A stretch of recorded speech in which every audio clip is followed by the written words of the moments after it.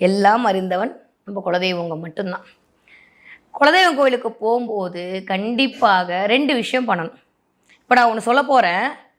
ஒன்று நீங்கள் குலதெய்வம் கோவிலில் பண்ண வேண்டியது, இன்னொன்று குலதெய்வத்தை வீட்டிற்கு அழைத்து வருவதற்கு குலதெய்வ கோயிலில் ஒன்று பண்ண வேண்டியது. 2 விஷயம். நான் சொல்கிறது புரிஞ்சிச்சுல்ல? நீங்கள் குலதெய்வம் கோயிலுக்கு போகும்போது முதல்ல நீங்கள் பண்ண வேண்டியது என்னென்னா, உங்கள் வீட்டிலேருந்து வெல்லம் வாங்கிட்டு போங்க. வெல்லமும் பச்சரிசியும் கண்டிப்பாக உங்கள் குலதெய்வம் கோயிலுக்கு கொண்டு போங்க.